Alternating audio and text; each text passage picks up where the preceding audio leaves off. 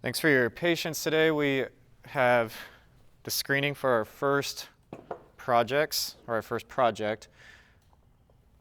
And that usually means a lot of you guys, this might be the first time you've used Learning Zone, uploaded a YouTube video to Learning Zone, or maybe the first time you've used editing system or YouTube in general. So we just gotta be patient and work our way through it. But hopefully, as we move into these more advanced projects, you're more comfortable with the editing system, you're more comfortable with YouTube, with Learning Zone, everything. So pretty much everything you turn in this program, whether it's audio, whether it's Post 2, it's going to be utilized through Learning Zone and uploading a link most of the time. There will be exceptions, potentially, script writing maybe, but for the most part, Learning Zone is how we'll implement, we'll use Learning Zone's speed grader so that we can provide your grades, and this is where you give me a link for something to look at. So I don't want to grade until we've had everything in and I've had a chance for everyone to screen, partly because I use this to show everything. So if you want, you can volunteer to go first. I really don't expect a whole lot of presentation. This isn't supposed to be so much of a presentation, but more of just a quick discussion. I like to, are you wanting to volunteer, Andrew? Yeah, come on up. And you don't, like Adam's not gonna come up, he's hurting right now. So you don't have to come up if it doesn't work for you. But when you go to present your film or a project, whatever it may be, it's always good if you can get a little, you can go ahead and pull up which one's yours. It's always good to get up and speak about your experience if you're able to. Some events don't always have that option, but if a film festival says, hey, can you do a quick Q&A afterwards, you should always take that opportunity. It is such a great opportunity to get to know your audience a little bit, get them some of your feedback and tell them about some of your process, and it helps grow your audience. So I think a lot of you, which it tells me you really care a lot, which is great, but I think a lot of you stretched yourself out a little bit with this project. So I'm going to take a deep breath. The big thing was getting us used to this camera, used to an editing system, a platform to upload it to, and then our grading system. Some of you have been in the program, been around the college, so Learning Zone and Dragon Zone isn't new. But this assignment is not to be a heavy critique with a huge rubric and really tearing into your production. I really just wanted you guys to get comfortable and get acclimated to the program and all the stuff we're going to use for the rest of the semester. Real quick, before I send him off, let's review what the assignment was. You're okay, Andrew. You don't have to run off. I'm not going to read the whole thing through. But essentially, 20 shots, inside, outside. I know some of you had way more than you needed, which is, again, great, but I'm only allocating so much time to see that you're figuring out exposure for this particular assignment.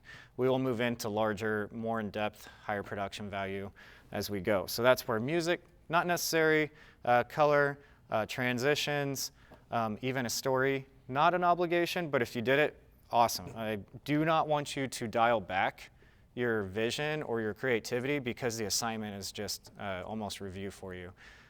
It's okay if you're just trying to get to know the exposure triangle, specifically aperture on this one. Just kind of some quick reminders, and I'm going to write it on the board in there and remind you guys some more. In this case, you upload the video to YouTube and then put the link on here. Well, when you've logged into YouTube and you've logged into your Learning Zone, your Dragon Zone, you have to log out of everything. You have to. They're shared computers. Like if you're working on your own laptop, it's a different scenario, but if you're using one of those Dell machines or if you're using one of those Macs, make sure you log out because we've actually had a student accidentally take a test for another student because they got on, thought it was their Dragon Zone, said in their to-do list they needed to take an exam, and they got like a 14% in a class that wasn't even theirs. They were panicked because it said the test was late or something. So that, and it wasn't our classes, so that took a few emails to get that other student's grade reset. That's just one example. I'm talking all sorts of things. You got to close out the project you're working on, because there's probably another class later that day or lab where someone could be in there working on your stuff if you didn't properly sign out. I should have mentioned that more thoroughly as the semester began, and I'll make sure I keep reminding you throughout. Remind each other if you see someone's stuff, still on, and she just ran out because hers was logged in, but she was finishing the upload. So, yeah. Zoe, do you remember that when someone took a test for somebody else a couple years ago? You may not have been. It was, yeah, that was it was really frustrating for everybody involved, including the person who took the test. They were freaking out thinking they forgot about a test, and so they were stressed. Okay, so Andrew, well, it's easier to open in a new tab for this. For some reason, even though there's a lot of Google embedded in all of these, if I click this, it doesn't always work. So I prefer to just open up a new tab. Actually, we'll just go ahead and make some room here. If you would like to, you can say something beforehand. You do not have to, but we're not going to grill you with a bunch of stuff. What I expect from everyone is looking at it in a positive way, like what did you think was working well, in a critical way, not what is bad, but maybe something you might try different. So if we were talking color correction and they went with a really cool tone, would you do a warm one? And maybe ask why they went with that. But this isn't to sit and berate anybody and poke fun at it. We just want to have some a good discussion based around this particular project. Let me see if I can get that light lowered over there. Because sometimes we haven't talked audio mixing very much yet, unless you were in audio already. So we tend to get music all over the place on these first couple of assignments. So, okay, cool. So, when I was back in Wichita this weekend, I had the camera with me, and I'm like, I wonder what I'm gonna do to make a story sequence out of these photos. So originally I had photos inside, and then I'm like, wait, my sister's marching band thing's tonight, and I've worked with the marching band before on a hype video for them, so I figured they'd allow me to go shoot photos of them, and indeed they did. That's so cool. The following photo sequence is the marching band preparing for this field night at what our high school calls extravaganza. So this is them actually setting up one of the props on stage. That's going to be on the field. This is another photo of, I'm sorry, is this, it's okay, so it's full quality, it's just, so this is a photo of just them kind of tightening bolts in there. It could be the Wi-Fi, Andrew, that's not getting it quite at all the full signal yet. It says it's 4K. So that's one of the xylophones. They're pulling it out of the container. This is them wheeling it to the field. So as we're looking at your outdoor shots, do you remember what your aperture was at, or roughly My what? aperture changed every single photo. Every photo? Every photo I had to get in a new position, and when I was in a new position, I had to change all the settings on it because the camera, the Lumix camera I'm using, which is, I'm going to say the experimental, right? Yeah. Okay. I had to adjust all the settings on it in order to get the photos to look good. So each photo had a different change in settings and apertures. I can't really remember which. Oh, that's okay if you don't remember exactly, but that does bring up a really important point. You're shooting at golden hour right here, so you're rapidly losing light, so you're going to have to constantly be adjusting. I had the polarized filter on the camera as well. So. Okay. Yeah, you could have removed it, but then you might have got a different look that you're going for. And this is them kind of marching in to the set. There were a bunch of people over there in the corner with phones, and they're just trying to get photos of themselves as well. So I'm like, I'm not going to go over there and disturb them. I don't have an official press pass or anything, so I can't really do that. So I just kind of stood over here in the corner and took a photo. Yeah, sometimes with events, you want to be a fly on the wall. Yeah. Depending on the event, you don't want to get too much in the way. This is kind of a cool photo. That's great. Good composition. Drum majors up there, and then just all of them just kind of in preparation for the event. The next photo, yeah, so this is them like they do the Star Spangled Banner in this formation. They also do a bunch of warm-up songs. So this is the first thing they would do. And I was up at the top of the stands for that one. This is a photo, and I think it it's important to say it's kind of displaying the motion of the flag and everyone else. This one was kind of nighttime, so I had to shoot in a low shutter speed in order for it to be. So the aperture was like wide open. I had the ISO up to 800, and and I'm like, this isn't enough light, and so I had to decrease the shutter speed. I'm like, okay, well, it's gonna make it blurry, so I had to find something, an excuse for it. And I see my sister. This is my sister actually. She was waving the flag at the right time, and I'm like, okay, there we go. And I think it shows me in motion with the flag. So it's a great way to utilize the slower shutter speed. You have to maintain your focus, so you're gonna have to be really still, and sometimes a monopod or a tripod helps with this. But there's a really wonderful Gordon Parks photo where and I can't remember the boxer off the top of my head, but he was photographing a boxer in practice. It wasn't an actual match, but he had him in his face perfectly in frame and perfect sharpness, but his fists were blurry. And he said that was a really difficult photo to hit because if she was moving too much or if you were moving too much, then they'd be blurry as well. But that motion blurred, that's a cool photo. And on that photo, I had to take off the polarized filter because it got way It just too got too dark, dark, yeah. So. So he's talking about the polarized filter. That's what I was talking about as you had a neutral density. Did you have a polarizer too? I had a polarizer too. Okay. And essentially that's a filter that goes on the outside. With the professional cinema cameras, they often have neutral density filters, but that's what a matte box is often for, is to put other filters on. Way out of what we need to worry about right now, but he had a filter for that particular lens that could work as like sunglasses or a way to look through glass or water and reflections of the polarizer. Yeah. So other stuff to experiment while you're here and This photo, I honestly don't remember why I put this photo in, but I know I needed like 10 inside and 10 outside. Mm-hmm. But I figured, I guess, hey, look, it's keeping this person's face in focus and everything else is moving. And now that I'm looking at the photo on a bigger screen now, this is changing my entire mind about this photo. Why did I put this photo in? Ask me later. I don't know why. But. No, it's all right. I want to see that variety. I want to see some things that didn't come out quite the way you wanted. Your shutter speed had to be super slow because it looks like a reflection off of an earring possibly. Yeah.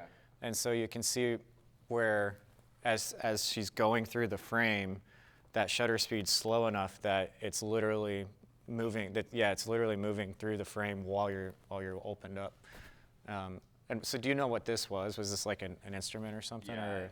It's a sousaphone, yeah. Okay, I wonder. That's kind of an interesting effect. Okay. So after that photo, give it a second. So this is them after the show. They're just kind of, prepping their turn down, like prepping to go home. Let me rephrase what I said there. They're just kind of tearing down and just kind of chilling out. They're A lot of heavy fluorescent light, so even though it's indoors, you didn't have, it looks like you have a decent aperture, like a mid aperture almost, because he's a little soft and they're soft in the background, but I can see it's pretty sharp for an indoor shot. I'd say it's a pretty sharp, there's a larger depth of field, is what I'm trying to say. This is just kind of a photo of someone tearing their trombone down, putting it back in the case. I'll have to say, this is a photo. So this has a story to it.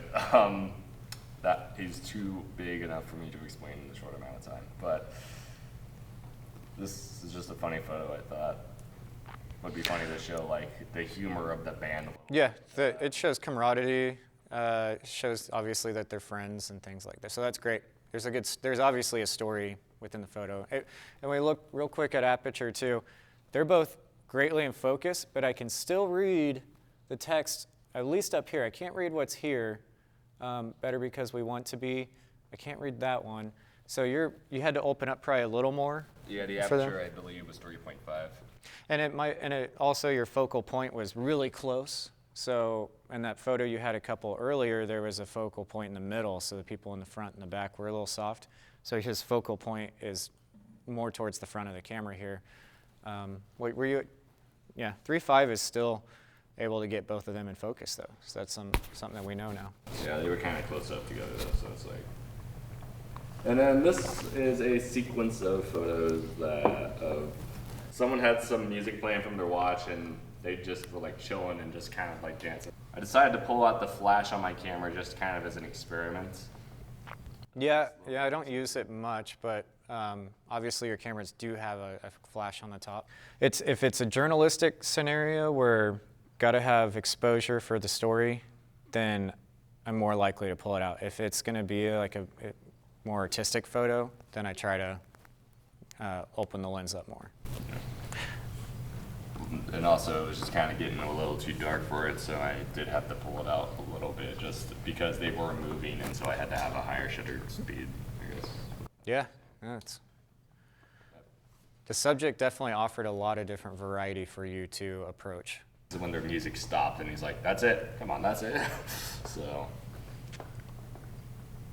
And then this last photo is the band director kind of talking with I think it's the clarinet section. They're just kind of talking about what they could do to improve the show next time. That's cool. Are those shirts from that were on the top, were those all from different years or events? Yes, those were all from different events, different years, but some of those date back a long time ago. Yeah, that's cool. No, none of our newer shows are on that, but Oh, so it doesn't look like 1990s or something like that. No, I think it's a cool project. It definitely, the first thing that you said, and we'll talk about a lot of different stuff with these kinds of projects, access. The very first thing you said was they gave me access because you had worked with them previously. That kind of stuff is massively important, whether you're Callie working your way into the ag industry and trying to get access, whether you're Judah on the football team trying to get access. That is a very, very important thing as a producer, no matter what the subject is, whether you're trying to do a podcast, write an article, shoot a film, shoot photography. All of that's a very important component to what you're going to be doing. So access, that's the first thing. And then coverage was great. You got everything from them setting up to them tearing down. So if you were getting paid for that event, I'm sure they wouldn't have any problem signing that check.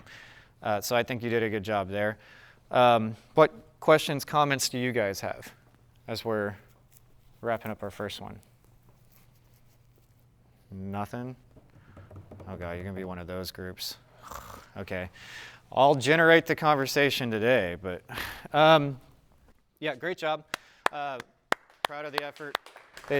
Getting out, as I was kind of mentioning before, this is one of those scenarios where you're gonna mess with exposure, you're gonna mess with a little editing, you're gonna mess with YouTube and Learning Zone, but we're also gonna get to know everybody a little bit. So that was a really big part of Andrew's background, was producing content in Mays, around Mays. Junior high and high school, did you do the whole district or? I did the whole district, I think. Okay. Tons of project experience, and so going back to his roots and what he knows, he was able to get right in for a cool event and add to your portfolio. So yeah, awesome. It's a great way to start. I'm gonna close that down, try to keep our workspace a little clean. Does anybody want to volunteer to go next? Jaden? I think I had you up.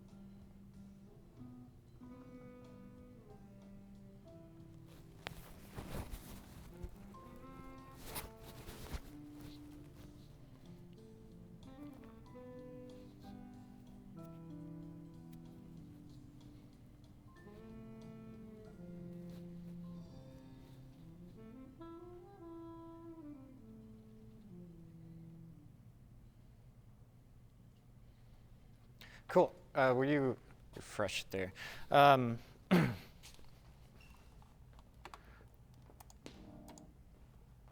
Okay, so you shot that at your grandma's house? In the park. Any questions or thoughts for Jaden on that? So, really great use of natural light, especially this first one. And because the light's coming from outside and it's daylight, sunlight, that it's pretty powerful. And so you probably needed the blinds to almost diffuse it just a little bit of a filter. I like the music choice too, is really calming. Another thing, we call these practicals. Candles are one of fire, make for a great practical when you're producing any sort of a short film, especially. They can be super cinematic. They can add depth. Just skip a couple. And so we're seeing what type of depth of field here? Shallow, deep?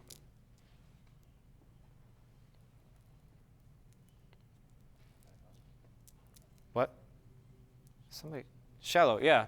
It's shallow. Think about, we can see our decoration is nicely in focus, but even right here, it's a little soft, and it's definitely softer as it goes through. Okay, so we have really shallow depth of field. Why is that?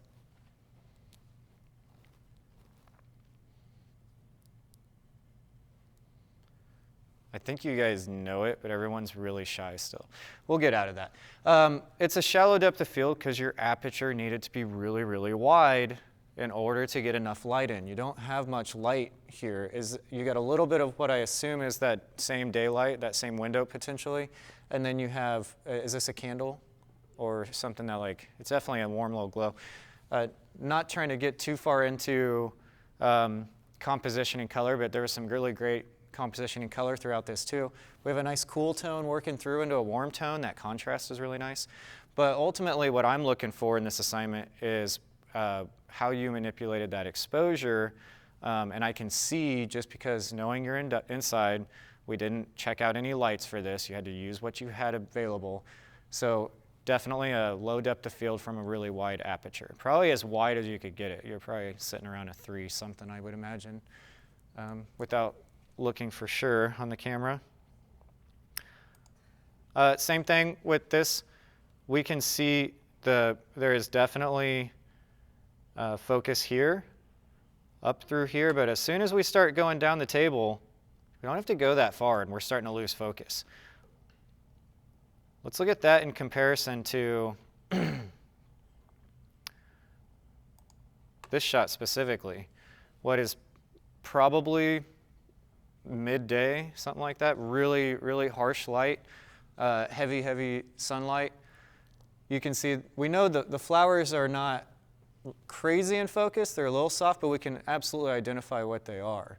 And then bush, car, truck, and then there's even a building back there that I can identify all those items. I can't read what's on the truck, don't know if I'd be able to anyways, but a way larger depth of field. Close down that aperture, probably to an 8, 11, 14, somewhere in that ballpark of having to keep the light out so that it's not overexposed. And this shot, is this your grandma? That's just a really nice shot. Look at the way that she used that natural light coming off that window to line the face. I just think that came out really, really nice. And then you still have enough light kicking from this other side to help form the head and separate it from the background. So that's a nice shot. What? Oh, yeah. Grandmas tend to forgive. But I think that'd be a great portfolio shot. Looks really, really nice. Same kind of thing we were talking about on that previous one. We can see these flowers. We can tell they're in focus. Not sharp focus, but I can still identify individual leaves all the way to individual bricks all the way down there. Very large depth of field. So you're probably, I would almost guess you're in the teens, partly because the plant is darker And I think if you'd have been any wider, that plant might have been bright, but then you would have probably lost information up here. Our bricks would have started meshing together, not because they'd be out of focus as much as just too much light coming in. You can save some things in post with color, oops, but you can't, if the information's gone, if it's too dark, if it's too bright, then it's just gone. And then this is a gorgeous shot. Kansas with landscapes, it's such a iconic thing for the Midwest is our sunsets and our sunrises. So I like that you have what is likely a pretty high aperture because you have your trees completely silhouetted, and it looks to me like a lot of the clouds are definitely sharp and in focus, which is great when you have so much depth there from the clouds over your head all the way looking into the horizon. So that's a great shot. Did someone have their hand up? Yeah? Okay. Any questions, comments? Oh, and this is really nice too. The whole thing is a practical. So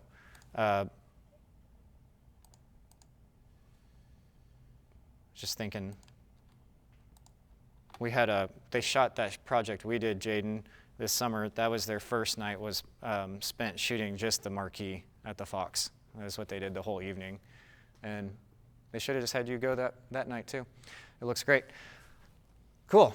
And again, I'd say a larger depth of field, a little heavier aperture, higher aperture, because I can see the individual light bulbs down here, as well as where the light's hitting.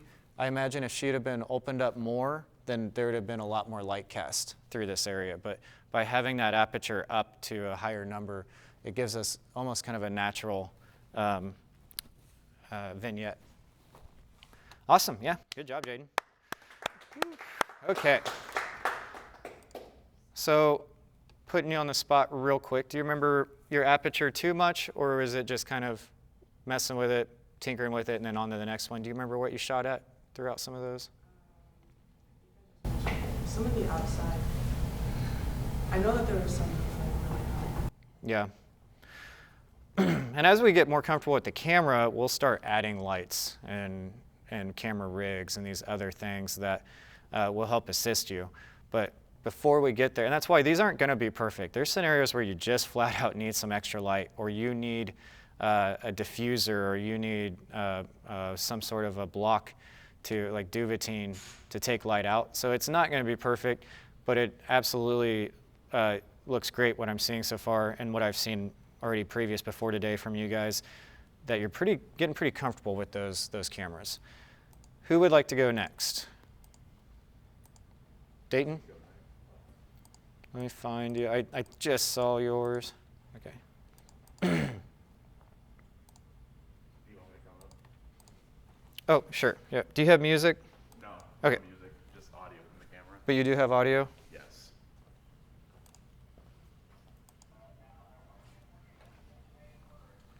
Do you need to turn it up more for you?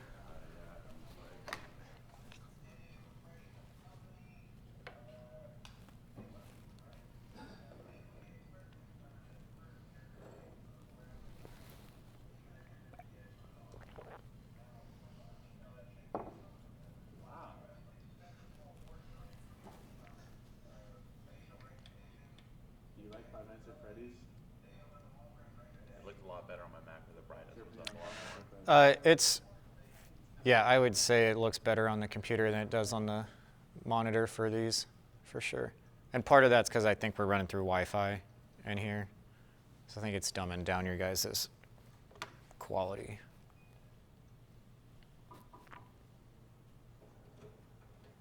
I have a very important message. Are you okay, kid? How scared are you right now? I'm very scared. It's only night one. It's 2 a.m. I got 4 more hours.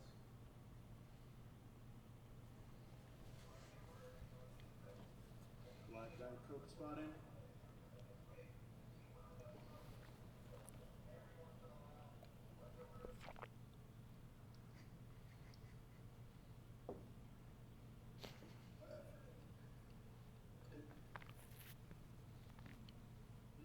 You have to keep consistently that I can't come to there currently. So, I'm not here.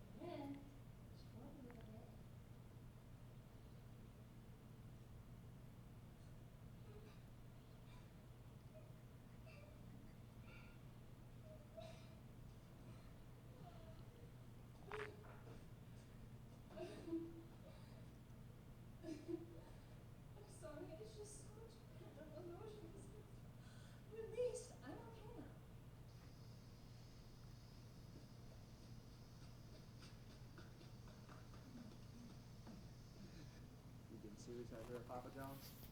665-7272 now hiring drivers. Apply inside.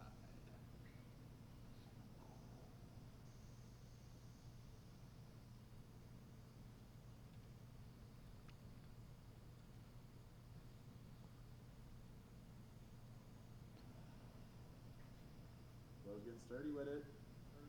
I'm getting mauled by these mosquitoes, dude. Plum Street on the way to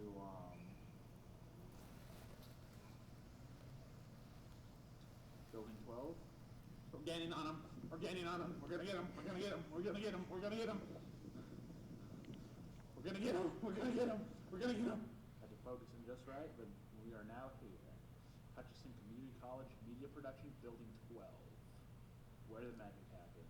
And right behind us, where my dad's magic happens, the Rusty Needle.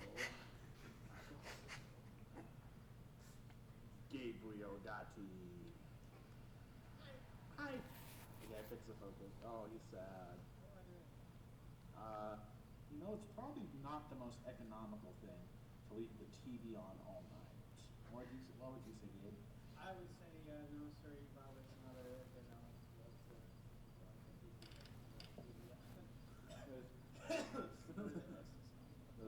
they drain batteries.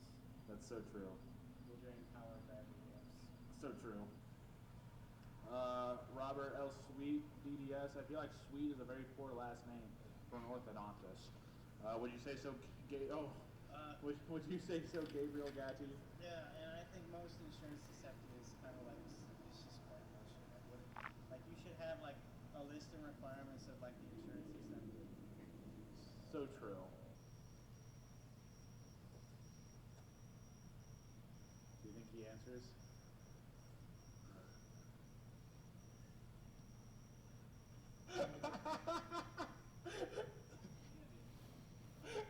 Hi. Okay, so go to some of your inside, and then let's look at a couple. Yeah, the camera audio coming out of the T6i is not strong.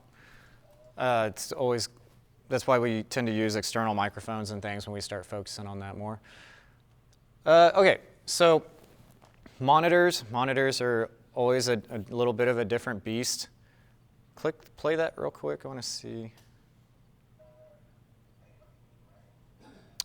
Yeah, I wasn't able to tell. Sometimes if your monitor is off, the refresh rate on a monitor, that's where you would actually adjust your shutter speed a little bit to dial that in. We talked about that in cinematography when we were doing the same stuff, but not too worried about it. So who are your actors? So the dude was Gabe, and the chick was Juliana. Were they just like people you met here, or did you already know? Yeah, that's cool.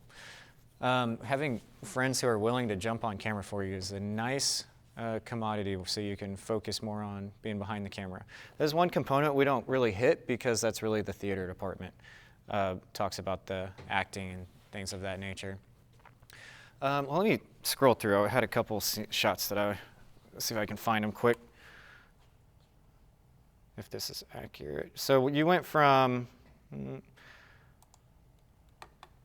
it is, it's not changing it there, but it's definitely kind of dark on the screen.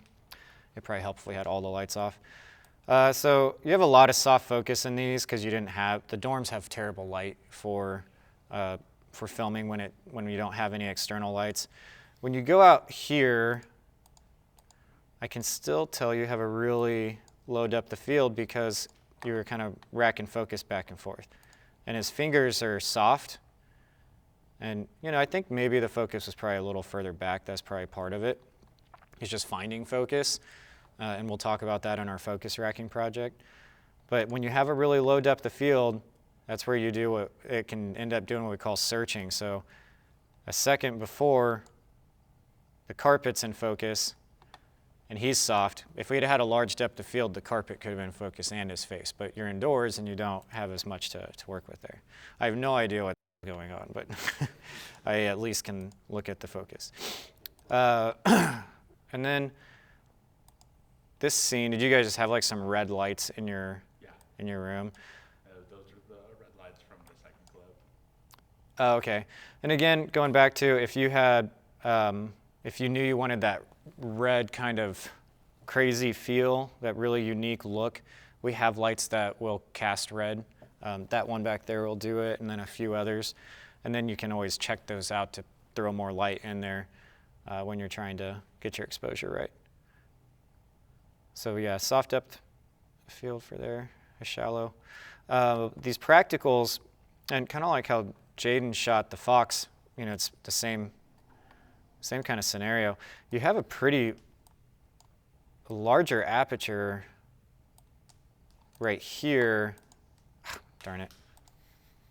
Because for a split second there, I can see Papa John's clearly and QuickShot clearly. There we go. So you had a pretty large, but they're casting so much light off of those signs that you can get away with that as long as nothing in the cars or the parking lot, other stuff are important.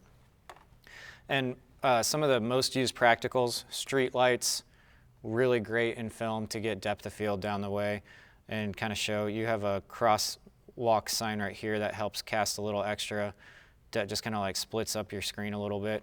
So those are things to be thinking about going forward when you're looking at your locations and things like that.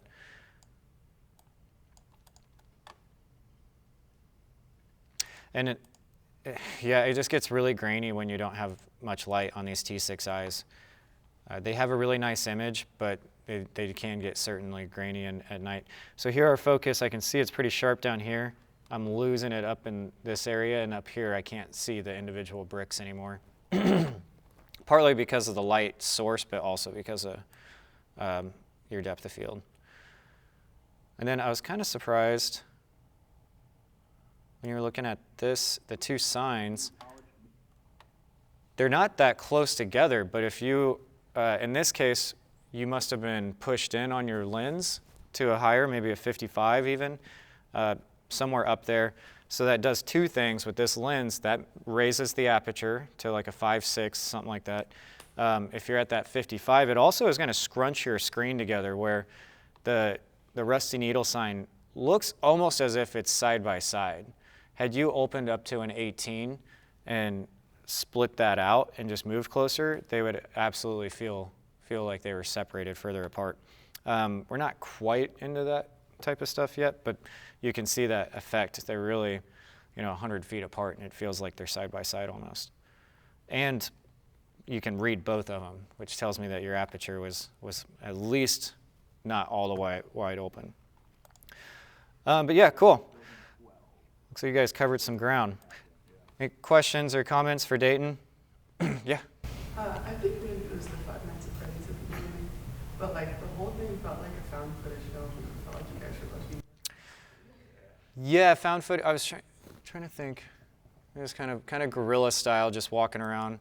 Yeah, and like we've filmed at this laundromat before, and there was after we realized we liked the film, we're like, oh no, we didn't film in it, but we were filmed outside it, and it says like no trespassing on it. So we just called the owners, and they were super nice, and they let us have permission to use the footage we already did have.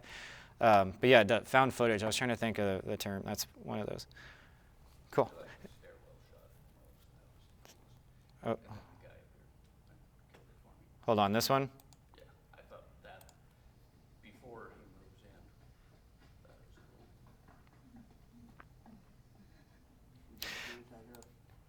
Yep, using that light. Did you have to rack focus to follow him up? Because I imagine. I don't remember. I recorded this like Sure. ago. Yeah. Dark. Yeah, it had to be pretty late. It was probably, I think it might have been like close to like 10 o'clock p.m. There's really nobody out. Not seeing a lot of cars or anything. And there was quite a few cars. It Just worked around them. yeah. I gotcha. No, it was like some weeknight. I don't know how that looks on the TV, but I'm surprised the clarity of it. T6i on that Plum Street shot. So I think the Papa John's sign helps a little bit, 'cause throwing some light onto it. Cool. Any other questions, comments?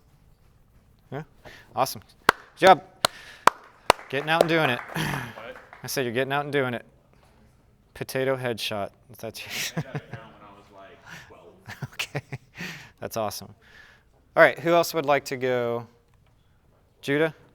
Well, I spent like all day yesterday making like a whole like video, and it ended up being like 6.5 minutes long, and there was like 50 shots in it. So I just, when I came in, I put a bunch of stuff together real quick for this. Before you go, were you going to use that 6-minute video for your job, or was that something I that? think I'll have to send it to Coach, and then I'll just upload it kind of for Yeah. myself too. Well, no, for sure, but it's always cool when you guys are able to kind of use it for class, but also for work. I think that's great. So yeah, none of this, I didn't do any like editing with like the colors or any exposure settings on this. Just put in the clips and uploaded it.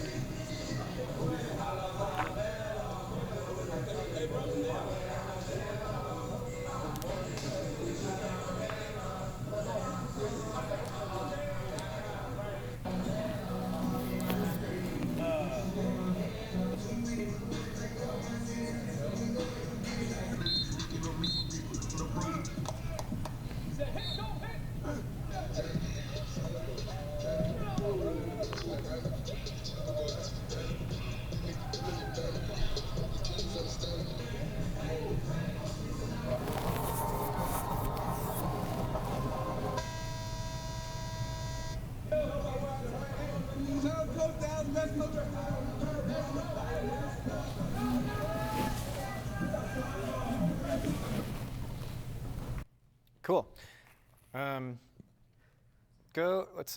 One thing I've noticed about when we work with football, the coaches aren't quite so much, but the players love getting on camera. They usually don't mind. I mean, I'd say that we were in the locker room once when they were losing at halftime. We weren't as welcome that time. But when you're at practice and stuff, they're usually great for jumping on. Kind of like with the band, they're not very shy and they're dancing and they're like getting into it and they just don't really mind. I love this. You have kind of a linear story going through here, right? Is this them leaving all the way through them wrapping up through the door? Great, yeah. That's awesome. So that's them and Hutch. So it's a little bright here. And this is what I'm talking about, not to like put you on the spot, Judah, but it's a good example for it. With some of these shots, they're a little bright, but you could easily drop that exposure just slightly. With this one, it's a little, but you're not going to have information here. So if there was clouds or a plane or something, you're probably not getting that back with color correction. But in documentary, especially this type of stuff, story trumps that. So you getting the story, you may not get to dial into your perfect exposure where you want those waveforms every time because you're thinking story, but if you get really good at adjusting on the fly, and if you're going on a road trip like this, that's absolutely something that you'll get more comfortable with as you go. Because in here, the exposure is not bad. I can see individual faces a couple rows in.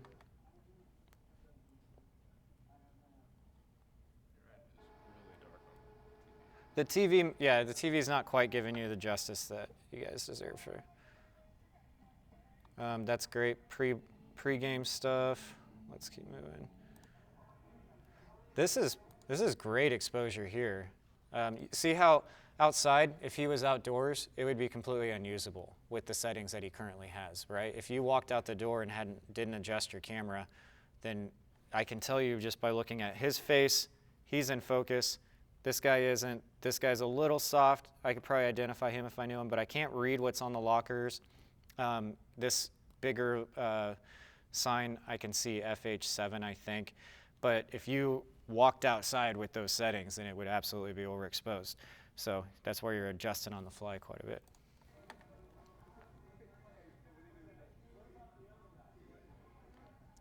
Let's see. It's a great shot. They'll definitely, use something like that as you're building your library throughout your job. So here I can see his jersey's in really sharp focus all the way up to I can actually read what's on the sign back there. So your depth of field, you're probably shooting somewhere in the middle there. In some locker rooms, it has a white wall and they're wearing white jerseys. There's light bouncing. Other locker rooms can be super dark just depending on what stadium you're in at that time. This is a great shot. Super low depth of field. We all know what's happening, but this is all that matters. And it's making your audience, when we talk focus racking, this might be a good one to rack from the players and coaches to the logo, that kind of thing. But I think it's great. We know what's happening. You've already told a lot of the story. We're a minute in. But we focus our eyes right here. Your audience doesn't have the option to look anywhere else. Even though there's movement, you're still going to centralize your audience there. And you don't have any game footage, right? Because you guys had to, yeah, I see. Some at the very end, but I didn't get it in this video. No, that's cool. And then wrapping up your story with a happy ending, that works good. That's nice, having the coach leave, a walkout with the coach. Yeah, I figure when I finish up that actual video I'll put in, because he's saying like Coach Dallas is the best coach ever, I'll probably build up that audio. Oh, sure. Do that in the end. Yeah, soundbite. Grabbing your library as you have a continued going on project like all football season. That was game one. They're gonna have a whole library of stuff that they're collecting throughout the season to add to what they end up, producing videos, hype stuff, documentary stuff, all sorts of things. Recruiting material, you just never know. There's a lot there. And that's why the football team invests in having several of you guys. What questions, comments do you have for Judah? I like doing start to finish, beginning. That narrative story is great, yeah. Yeah, take us through a day. In 1 minute, take us through a day. What were you saying, Dayton? So you like the official videographer for the football team? No, I just, me and Owen are on the film crew. We're there to film practice and games and stuff, but I just brought the camera with me. Just did stuff with it. Took a bunch of pictures too, but I just did them in there. Yeah, mixed media is really great because you even mentioned that soundbite. So when you have a documentary, we have so many different types of media. You might have archival, you might have stuff you've shot, you might gather things from other people around, make friends with other videographers and media people. Photography, you might get the radio guys involved. That's what we did, all of those things when we did the national championship game. So that mixed media really helps tell that story. Anything else? No? Cool. Yeah, good job, Judah. I like it. It's awesome. Have your coaches seen that at all yet? Not yet. I'll probably wait to send Coach Dallas the big video, the actual film. That's a great start, really. Who would like to go next? Yeah, Aaron? Aaron, do you have audio? Yes, I have music. Okay. I'll let you push play and I'll grab the remote so I can. Haven't had anyone blow us out yet, but I've been working up pretty high. I think I at least moderated the music so it's not going to blow out.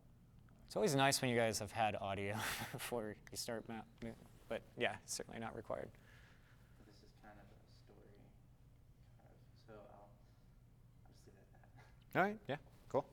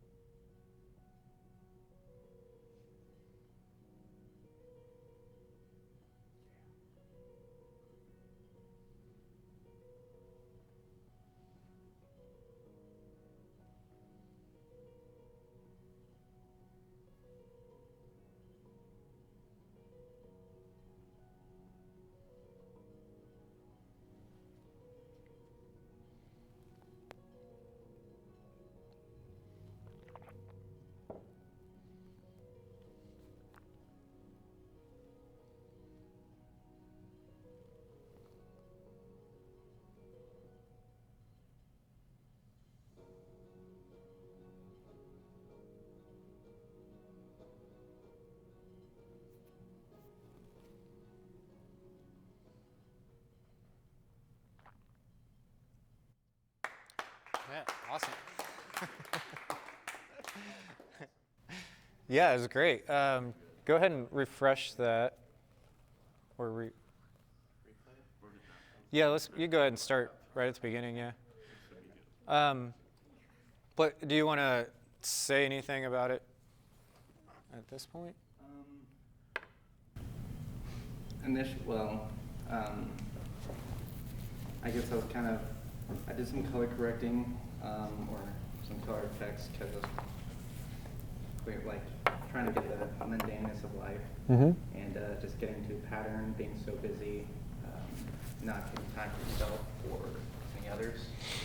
And I had a friend who died 2 years ago from a drug overdose, and so just very depressed, but no one had noticed.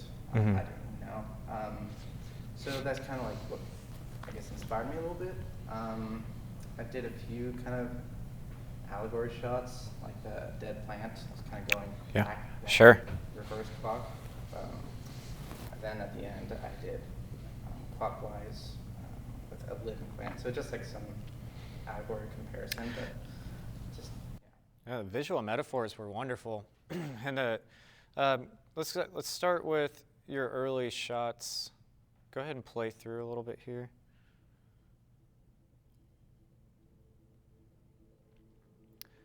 It's got a really, really deep feel already, really emotional. So that's great. Low depth of field for sure. This for sure. Pause there, please.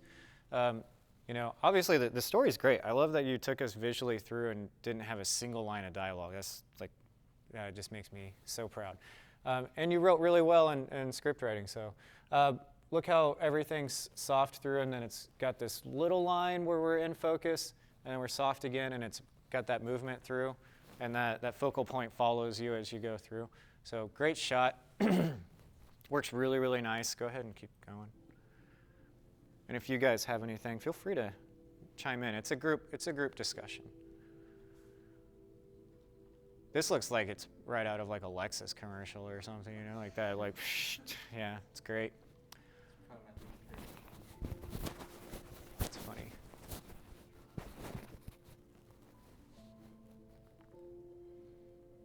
Let's not pause that one too. So, you actually see the cup come into focus as it goes over to your head, like nice silhouette. That looks really, really great. Your composition's really good too, and then you got two great practical lights. I know I could have spent 3 hours trying to light it just like that and not got it exactly where I want. So it looks great. It looks really great. What? I spent a while. You spent a while? Well, I can tell. Yeah, absolutely. But yeah, we have a pretty soft depth of field. He's in focus, but we can't see exactly what's taking place on the computer screen. Okay, go ahead. A lot of shots in here would be great for a portfolio.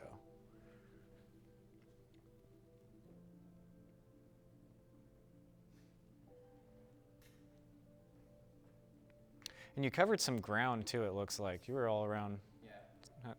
Thankfully, a lot of people were willing to let me film in jewelry shops or at gyms or things like that.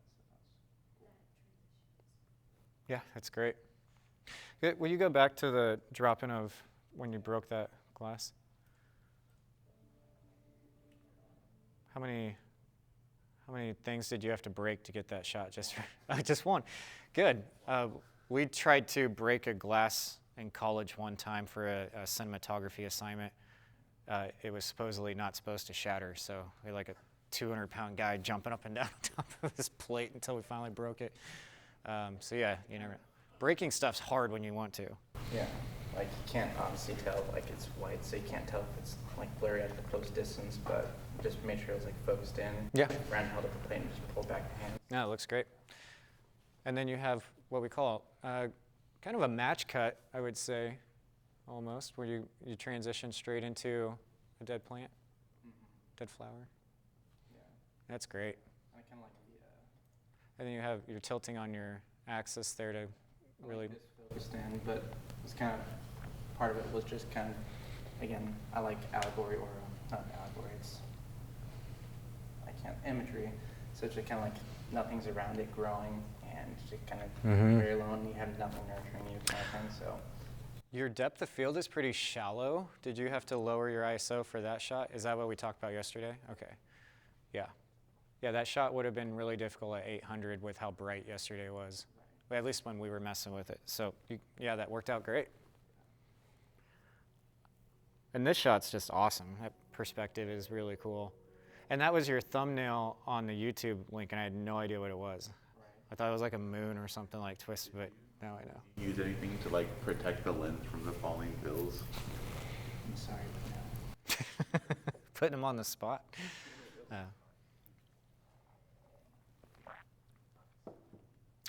Is this at the college or? Okay. How many locations did you go to at that point? Jewelry shop, Genesis, hospital. I went to the park, Orchard Park. I went to Salt City. Oh yeah, the brewery. Yeah. And then all the kind of like workshop. That's why you had a shot of your gas pump, because that was where you had to stop half the time anyways. Yeah.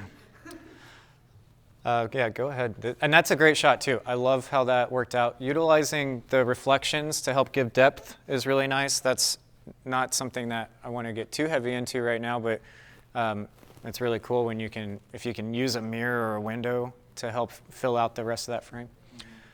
Great, yeah.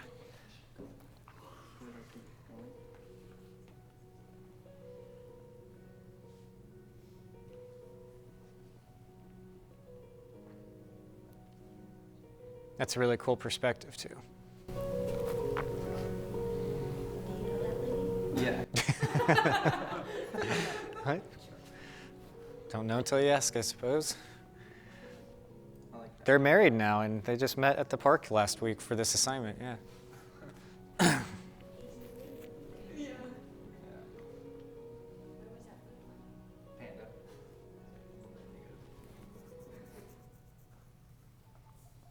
I was actually really surprised that the guy just like, I don't care if you.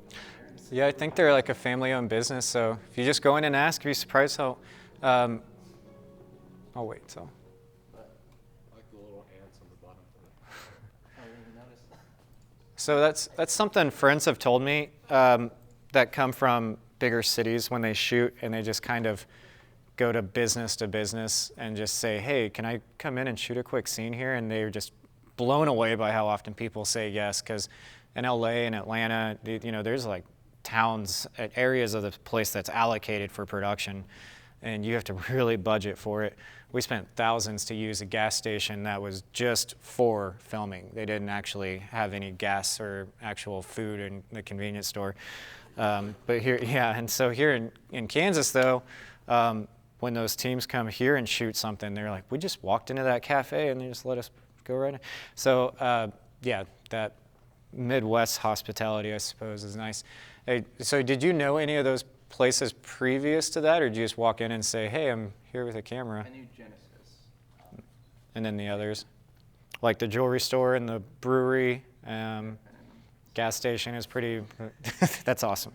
Well, and that's really important to just go in and ask. Yeah, you got a story to tell. You clearly had something that you wanted to tell from a previous experience, and that came out really powerfully. So yeah, very good. Great job. I'm very proud of that. We're running low on time. We could probably do one more without going over. Who? Yeah, come on up.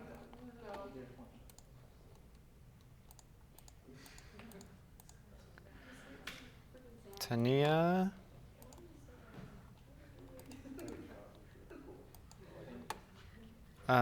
Let's see, because we still have a few more to do. We'll probably wrap with Tania today and finish these on Tuesday and kick off our new assignment. It won't take too long. Anything you want to say before? Do you have sound? I need to ask that. No. Okay. Mine does not have a story. It's just a bunch of clips. All there's no story. Yeah, no, that's cool. We just watch.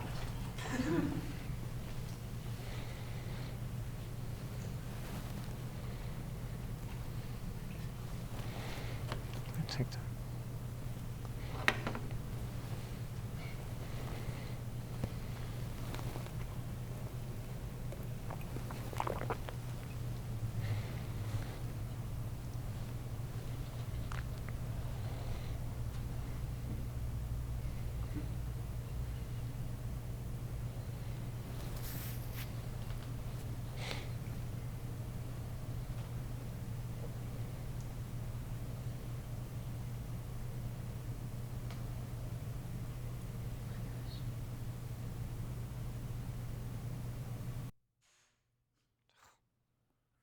It gets Dayton every time.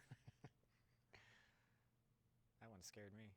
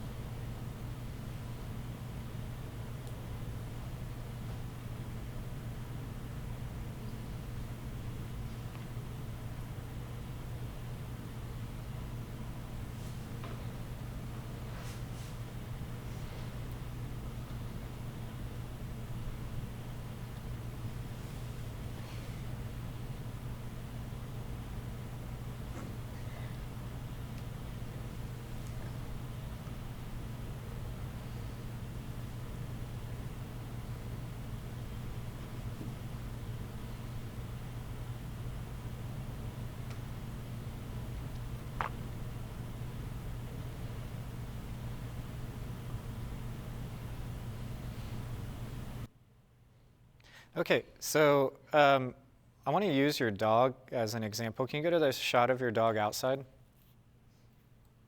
And animals, animals and children, I've been told this forever, are the hardest things to, control throughout a project. So always, yeah, mine's the same way. It's hard to get a shot of my dog because he's getting attention, so he doesn't want to wait. But play this clip through. So your focus was stronger on this clip than the indoor ones, and that goes to that depth of field being a little larger, that she wasn't needing to rack focus and follow it as much. She was able to kind of work within a larger range so the dog couldn't move in and out. And can you go to, and same thing with this is your mom, right? Yeah. The same thing with your mom here, like having so much more in focus because you're outside and your depth of field's able to be a little larger. Go to your dog inside. So you can see the focus is softer because again, those animals are really difficult. When the depth of, so his little nose is in focus like just for a second here, but even the back of the face is pretty soft because you're having to open up so much because you just don't have a lot of light coming in, which makes it this assignment kind of sets you up for failure on that because you don't get to use checkout lights and things. And then it looked like, is that SpongeBob's house there too? Yeah. And that's it. Yeah, I love that. My daughter would love it. So that's one of those things. Glass is really challenging. It's because it adds that extra layer. So your lens is already loaded in with pieces of glass, and then you add that in, and now you have a whole other thing to try and work the focus through. So that can be challenging too. And we do have filters for glass and water and essentially reflections. That is called the polarizer, and that's what Andrew was tinkering with, one of those too. So any comments, questions? No? Cool. Thanks. Yeah. Good job. Let's see. Who still hasn't gone? We have 3 or 4. So let's go ahead and do those Tuesday morning. There's not an assignment over the weekend. This is, I do highly encourage you to keep playing with your camera. Keep messing with exposure. Keep messing with story. Get comfortable with it in indoor settings, outdoor settings. Different times of the day. We have golden hour, blue hour. That's roughly the last hour of the day, first hour of the day, and roughly the last hour of light and first hour of light. That you should try and play with a little bit. You saw with Andrews, with the band, the golden hour, as the light started to drop, he was having to take pieces off and adjust exposure. Those are all things that you can mess with, but none of that's in our assignment currently. I want you to also consider all of you have a job, if not 2. All of you have other classes with projects that are being produced right now. So I'm going to give you that time to kind of focus on some other things over the weekend, and then we'll kick off our new assignment on Tuesday, and we'll just keep building on what we're already doing, but we'll watch the other 3 first, and then we'll give you that assignment and show you something, not necessarily more advanced, but to add to what you already have. So we're just adding to those weapons for your skill set that you'll have as you continue to tell stories. So wonderful start. Yeah, very good. Good job, guys. I'm really proud of what I'm seeing. Happy with it. Yeah, so have a good weekend. I'll see some of you guys before then.